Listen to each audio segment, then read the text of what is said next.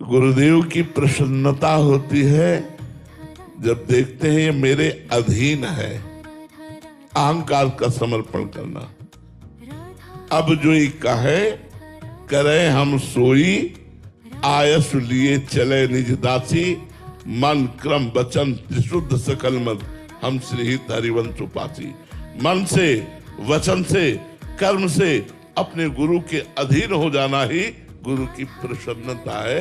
ये रबड़ी रसगुल्ला, बाहरी सेव संतरा, रुपया पैसा, कपड़ा लत्ता, इसको तो गुरु तुम्हारी प्रसन्नता के लिए स्वीकार करते हैं। गुरु की इच्छा का विषय नहीं है, गुरु की प्रसन्नता का विषय नहीं। गुरु की प्रसन्नता का विषय है अपने अहम को समर्पित कर देना।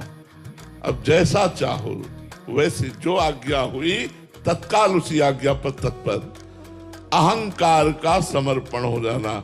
प्रश्न तभी होता है जब अहंकार होता है।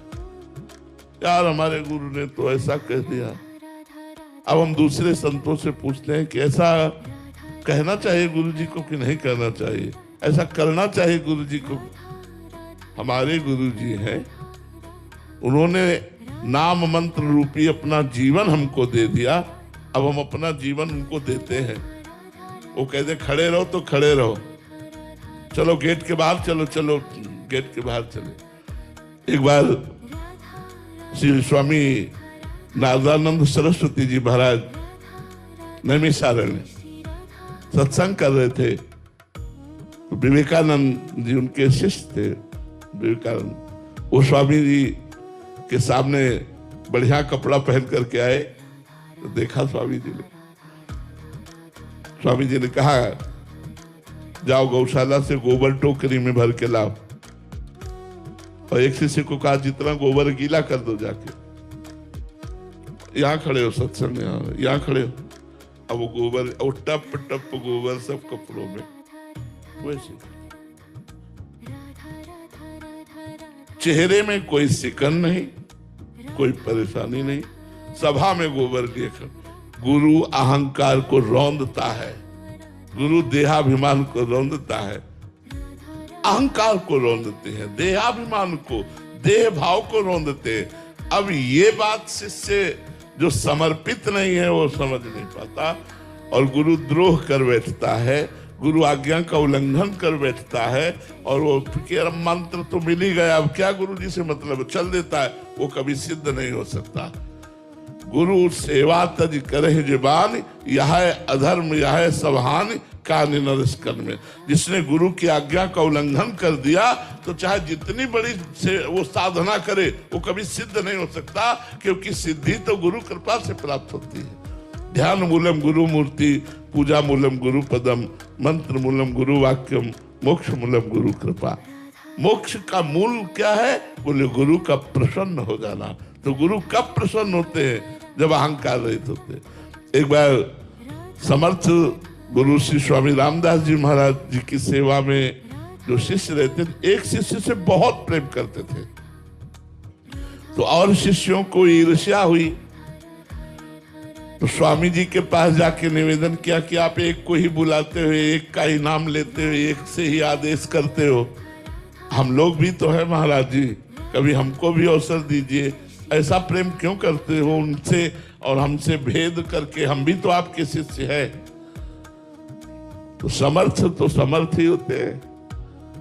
कुछ नहीं बोले, बोले जाओ सबको बुलाएंगे, किसी दिन सेवा होगी बुलाएंगे, जाओ।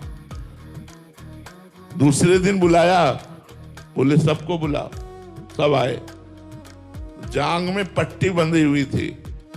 कहा बेटा बहुत बड़ा फोड़ा रात्रि भर में हो गया, बहुत पीला दे रहा है, और हमने देखा है पट्टी खोल के उसमें मवाद भी बन गया है। बोले गुरुजी अभी शिवाजी के पास जाते हैं और उनसे राजवैद्य लेके आते हैं, वो ठीक करेंगे। उन्होंने नहीं, इसकी दवा हम जानते हैं।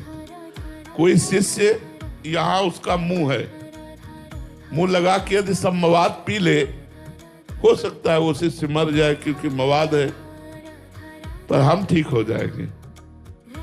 आप में से कौन पिएगा?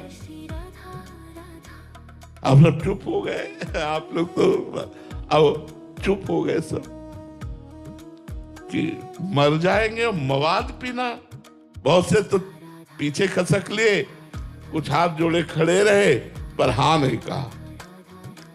और वो सेवा में लगे हुए थे जिनके विरोध में सबसे से शिकायत की थी, आवाज लगाई, बेटा। हाँ गुरु, सेवा में थे, छोड़ के आगे। जी, ये मवाद बन गया है फोड़े में, अगर इसको तुम पी लोगे तो हो सकता है तुम मर जाओ, लेकिन हम ठीक हो जाएंगे। बोले गुरु जी तुरंत बताओ कहां से पीना है? बोले यहां से पीना है। मुंह लगाया, पूरा पी गए।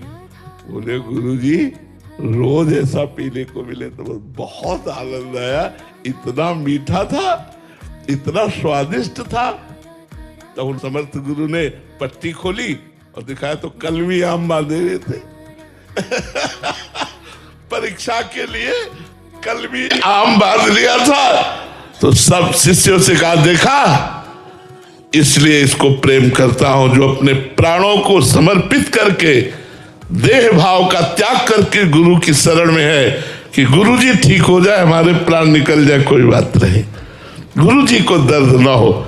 ये समर्पण गुरु प्रसन्नता का हेतु होता है। गुरु को प्रसन्न वही कर सकता है, सच्चे गुरु को, जो अहंकार रहित है, दैन्य है, मन वचन कर्म से गुरु को समर्पित है, तन मन प्राण गुरु पर बलिहार। ऐसे शिष्य बहुत कम होते हैं, ऐसे शिष्य ही जगत गुरु हुआ करते हैं। जो अपने गुरुदेव के ऐसे शिष्य होते हैं वही जगत का कल्याण करने वाले गुरुदेव बनते हैं जाकर। जो शिष्य नहीं बना वो गुरुदेव क्या बन सकता है? जो शिष्य सच्चा है वही जगत गुरु बनता है, वही जगत का कल्याण करता है।